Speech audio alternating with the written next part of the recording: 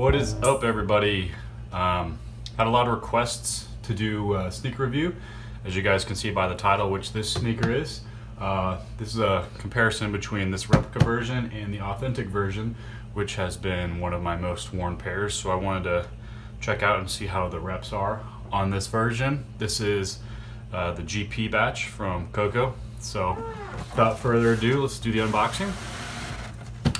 Okay, and that's how it comes packaged. So looks like, yep, tissue paper is still in there, but it's going to be folded up like so you can put it in there on your own. And what do we else have in the box here? Little StockX sticker. And came with a StockX card as well. I don't see a StockX actual tag though, so that's kind of interesting. There's none on the sneakers. So let's go ahead and look at the quality of the shoes here. Overall first impression, I must say this is pretty nostalgic, doing another unboxing of a dead stock Wave Runner. One of the best Yeezy models I think ever. It got a lot of hate when it first came out, but now people are still behind this shoe after a little transformation. The way people changed their opinions on it, I think it was pretty great. So man, I must say this quality is really good here. The materials, just off of my memory, I haven't pulled out my retail pair yet, but I can just tell, you know, the quality is really good on this pair. I can see a couple minor detail issues, but for somebody who has an untrained eye, you know, this is not going to be an issue. You can probably rock these around without being called out for it. High quality reps here. The tag only came with this one. I think Coco's been doing just this tag lately. I don't know. I think she's onto something with the tags, the box label, and the inside tag on the shoes. I think they are deliberately done to look counterfeit, so that way people don't sell these and pass them off as authentic. As you guys know about me, I don't have an issue with people wearing replica sneakers. I've done it in the past, but I have an issue when people start trying to sell replica shoes as real. So I support the decision that they make here with making the labels look inaccurate and only giving you part of the tag, because that way somebody's not going to try to sell it as an authentic version. So okay, so this one here is going to be the retail, and this is the replica version from Coco. So I want to start off and show you some of the minor flaws that I noticed on the replica version, and I'm going to show you all the good things that they got accurate on that. So first detail I want to talk about has to do with this little tag here.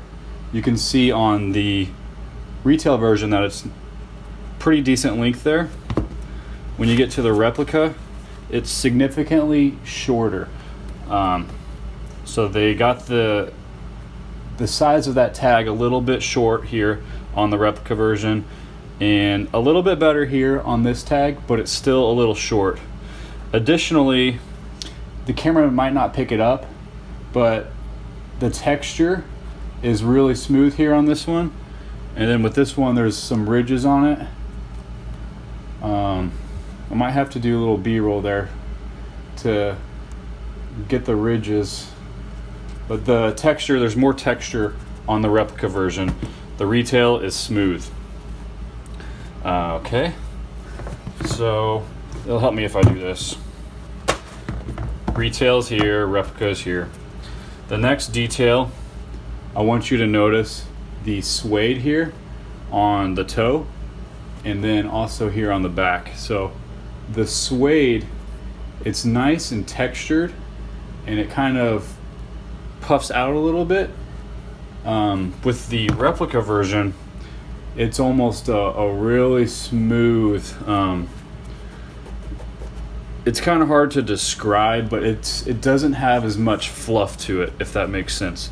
And then additionally, when you look at the stitching there, you can see on the inside here where the stitching is, the actual stitches are going to be kind of within the middle of those black tabs there, or holes, whereas on the retail version, you can see here the stitching is right up flush with the actual textured suede. So the stitch placement is just a little off on the replica version.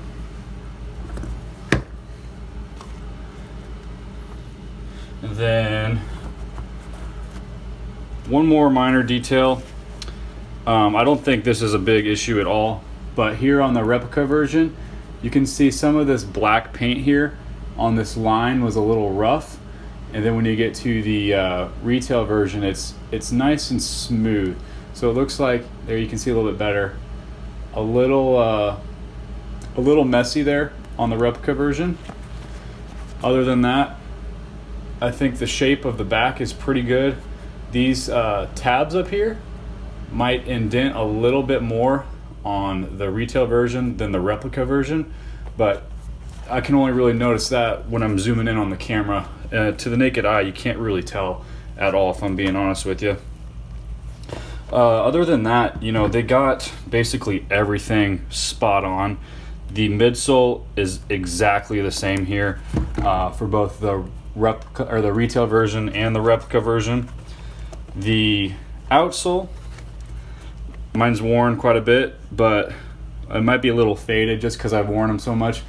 This black looks a little darker, but I imagine with wear it'll look more like this. The boost here feels exactly the same, so it's nice and soft and squishy, and that's one of the main reasons why I love this model so much, because it's got the boost. This is one of the most comfortable shoes I've ever worn. And then all of the materials here on the front of the shoe are virtually identical. So you can see the stitching here is also done very nicely on the replica version. This is the retail, here's the replica version. Stitching is very, very nice. Usually with some replicas you're gonna have some errors or sloppiness, but they did the stitching very nicely. And then also I wanna say that this leather that they used for the upper panel is nice and soft as well, just like the retail version. So you'll notice some replica factories, this is the retail by the way, some replica factories use too stiff of a leather. You can see how it moves there, and it's nice and pliable. And that's the same thing here with the authentic version, nice and pliable. So just the main thing for me with this version here, the GP batch, is that the quality of the materials they used is basically identical to the authentic version. So if anybody needs to cop a pair and they don't want to pay that resale price, because the resale price on these is still climbing. They had a couple releases within the last year of this. I think I got this last fall or in September when they did the shock drop on Adidas, and then they've also done some exclusive access with this shoe, but since then the prices have been staying pretty firm and solid. So this would be a great option to go ahead and get that if you guys don't want to pay resale. I also forgot to show you, let's do the insole and tag. Here's the replica on the bottom. Colors basically the exact same. A little fading there, as you can tell with wear. And then Adidas logo looks pretty good there. This one might be embossed a little bit more, so the replica has a little bit more depth to it. And the toes, those look the same to me.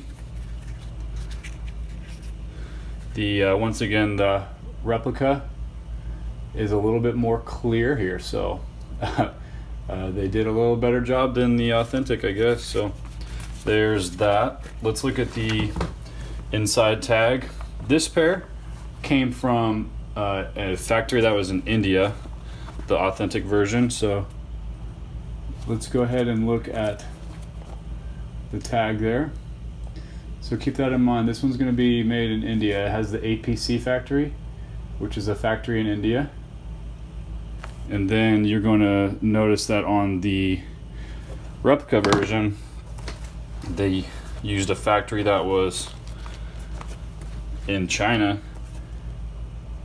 And then you can tell the font is a little off on that. I think they do that on purpose. That's my theory, because they don't want people passing off their sneakers as authentic or selling them as authentic. So look at the stitching as well. And inside you can see the boost there at the bottom. And here's the stitching on the retail version.